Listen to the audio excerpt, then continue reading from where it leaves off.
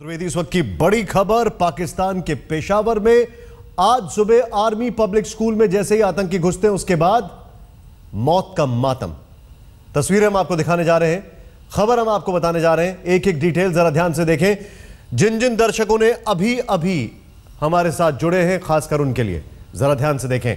आज सुबह पाकिस्तान के पेशावर में आर्मी पब्लिक स्कूल में आतंकी घुसते हैं और उसके बाद मौत का मातम पसर जाता है। 124 बच्चों समेत 130 की मौत। 5 आतंकवादियों को ढेर कर दिया गया है, लेकिन अभी भी वहां पर तहरीके तालिबान पाकिस्तान का कायराना खेल जारी है।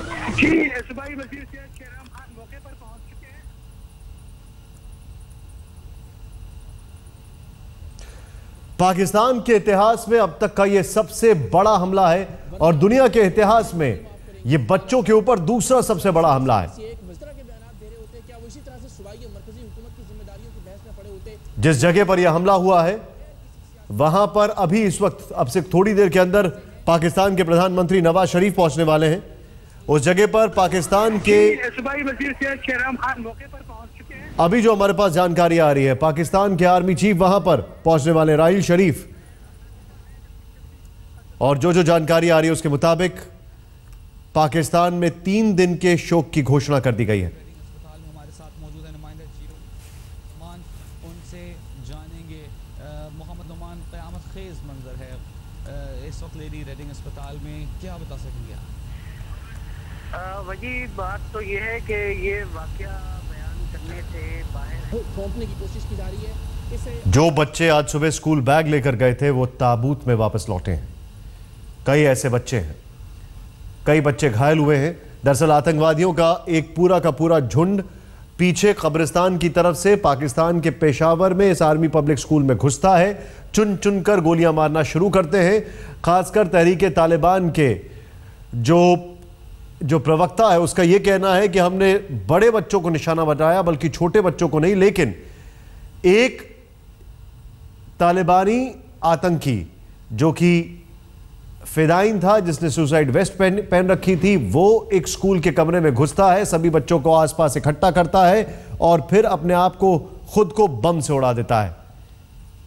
इस घटना की कड़े शब्दों में दुनिया भर में निंदा हो रही है और पाकिस्तान की अगर बात की जाए तो अभी वहां पर हर तरफ सिर्फ मातम पसरा हुआ है। इस बीच 18 दिसंबर का पाकिस्तान की तहरीके इंसाफ पार्टी ने अपना प्रोटेस्ट को पोस्टपोन कर दिया है। इमरान खान की पार्टी है, इमरान खान की सरकार पाकिस्तान के पेशावर में भी है और उनके मुख्यमंत्री का थोड़ी देर पहले बयान भी आया था।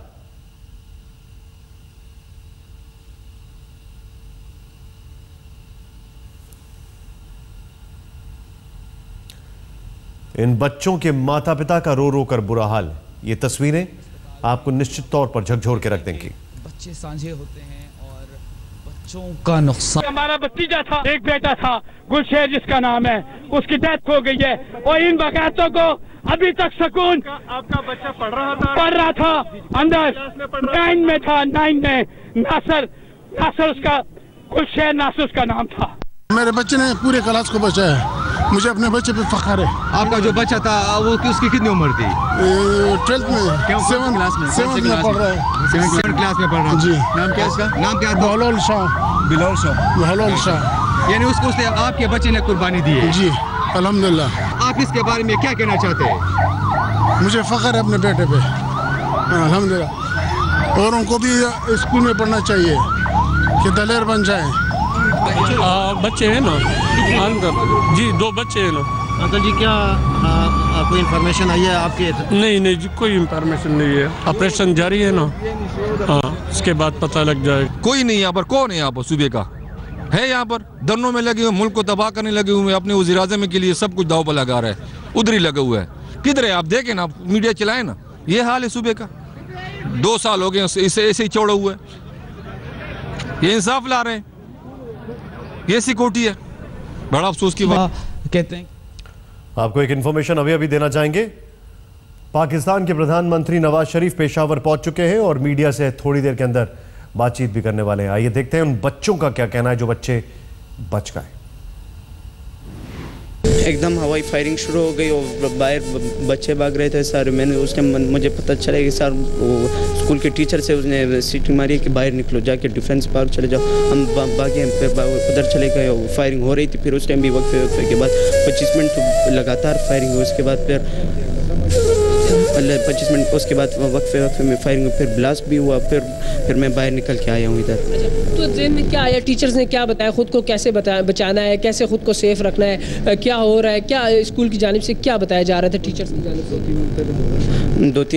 एक हफ्ते में 2-3 पहले हमें बताया, प्रैक्टिस दी थी कि ये हंगामी हालात होती है तो क्लास में अगर होते तो चेयर के नीचे झुक जाते हैं। वो स्टूडेंट पे उधर झुक गए थे, लेकिन उधर शीशे भी गोलियाँ आ रही थी, शीशे भी नीचे गिरी थी, वो उससे भी बच्चे बहुत ज़ख्मी हो गए। मैं तो बास्केटबॉल ग्राउंड में था, मैं तो डायरेक्ट डिफेंस पर चला गया, फिर डिफेंस से इधर कर आया हूँ। अच्छा, और टीचर्स क्या कह रहे थे आपको? टीचर्स तो उस टाइम वो फंक्शन में हम तो अपना गेम खेले थे। टीचर तो उस टाइम एक स्पोर्ट्स टीचर था, वो भी मेरे ख्याल से लगा हुआ है, लेकिन उससे सीट मारे के बाहर निकलो, हम बाहर चले गए। आप स्कूल में मौजूद थे, कितने स्टूडेंट वहाँ पे थे, कितने टीचर्स अंदर स्कूल के थे? स्कूल के अंदर के स्पोर्ट्स स्कूल में तो बहुत से टीचर होते हैं। उस टाइम तो बहुत ज़्यादा थे, लेकिन फंक्शन वो ऑडिटोरियम हॉल में सारे थे। फिर आपने खुद को कैसे बचाया? आप तो ग्राउंड में थे, किसी वक्त भी गोली आपको लग सकती थी, आप खुद तक सेफ मकाम तक कैसे गए?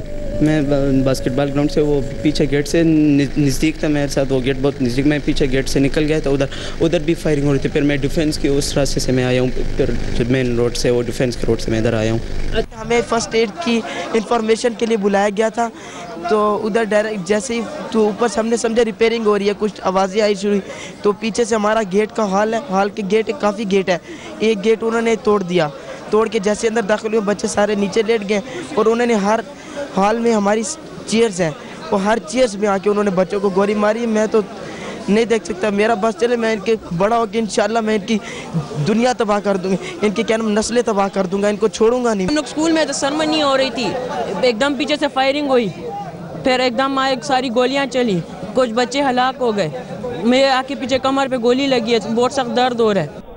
फर्स्ट एड की इंस्ट्रक्शन दी जा रही थी, हमारे CMH से कुछ ऑफिसर्स आए हुए थे।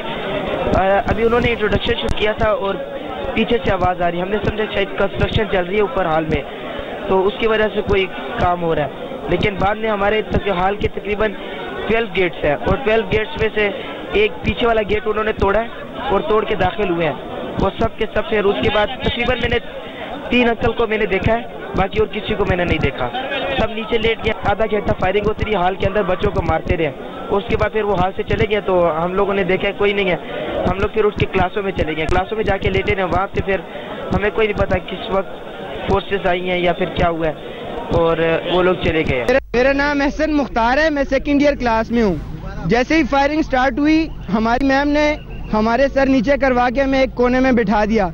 1 घंटे के बाद जब फायरिंग वगैरह थोड़ी हल्की हुई तो आर्मी वाले आए, हमें रेस्क्यू किया। कैंटीन में बैठा होता और कैंटीन में जैसे हम गप लगा रहे थे अपने फ्रेंड के साथ, तो 5-6 बंदों को मैंने देखा है कि वो दीवार से आ गए, उन्होंने फायरिंग स्टार्ट कर लिए और हम वहाँ से भाग गए, अपने अपने कमरे में गए। कमरे में खुशकिस्मती ये थी कि 9-10 की जो है हॉल में कुछ फंक्शन था, कुछ डॉक्टर वगैरह आए थे, वो उनके वहाँ पे थे। फर्स्ट ईयर 2nd ईयर का पेपर हो रहा था और वो हमने दरवाजे है बंद कर लिए। रहते 7-8 लोग, मैं दिल चाह रहा मैं वहाँ और उन माँ बाप के साथ चीखे और मार के रो, कहूँ कि नहीं, इस जाती है, इन मुजरिमों को यूं ना मारे, इनको इतनी बरतनाक सजा दे, इनको शूट ना करें, इनको पकड़ के इतनी बरतनाक सजा दें कि दोबारा किसी माँ की गोद ये ना उजाड़े, किसी बच्चे को शहीद ना करे। मैं भी माँ हूँ, उन माओं को मालूम था कि आज उनके बच्चे स्कूल जा रहे हैं, दोबारा वो नहीं देखेंगे। इतना जुल्म, इतना कुफर उन बच्चों के साथ। मासूम बच्चों ने क्या गुनाह किया, क्या कसूर था उनका? दहशतगर्द ये क्यों नहीं सोचते कि उन्हें खुदा की अदालत में हाजिर होना है?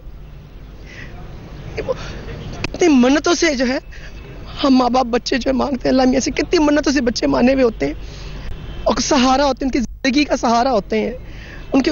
मैं कहूँ ना, मेरा बच्चा बीमार हो जाए, मैं कहती हूँ मेरे बच्चे कुछ ना अल्लाह मियां इसकी तकलीफ मुझे दे दे, मेरे बच्चे कोई तकलीफ ना पहुंचे। तो उन माँ पे क्या गुजर रही होगी, उन वालिदैन पे क्या गुजर रही होगी जो अपने बच्चों को इस हालत में देखेंगे। बहुत बड़ी सजा।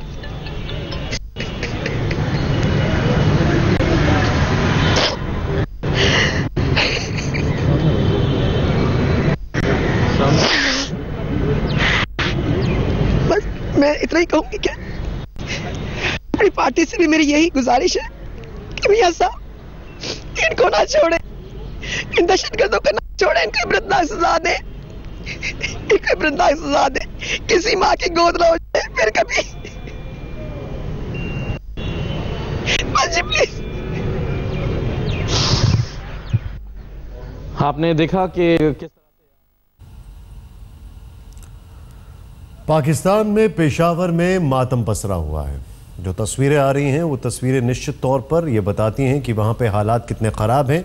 इस वक्त आपको बता दें एक बड़ी खबर, एक ब्रेकिंग न्यूज़ एक और आ रही है। अब से कुछ ही मिनट पहले पाकिस्तान के आर्मी के स्पोक्सपर्सन आसिम बाजवा ने ट्वीट किया है और उनका ये कहना है कि 5वें आतंकी को हमने ढेर कर दिया है। एहतराम भी करते स्कूल हैं। का आखिरी ब्लॉक है वो अंडर क्लियरेंस है। कुछ सिक्योरिटी लैप्सेस का जिक्र किया जा रहा है, वफाकी हुकूमत का, सूबाई हुकूमत का। 126 से ज़ायद बच्चे, बेगुनाह बच्चे शहीद हो चुके हैं। बहुत बड़ा सानहा है, कौमी सानहा। सिक्योरिटी लैब्स का कहा जा रहा है, वफाक में आपकी हुकूमत है, यहाँ PTI की हुकूमत है।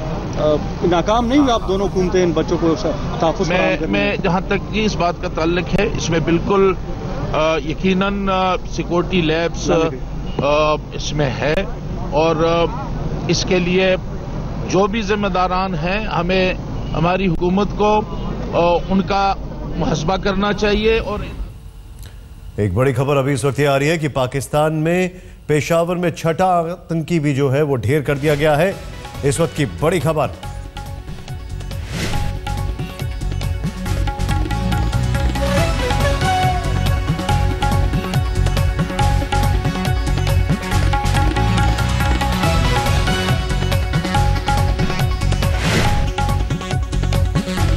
छठा आतंकी मार गिराया गया है और ये 6 आतंकी, बल्कि कहा जा रहा था 4 से 6। अब ये देखना ये है पाकिस्तान की आर्मी के लिए कि अभी भी कोई आतंकी वहां पर है कि नहीं।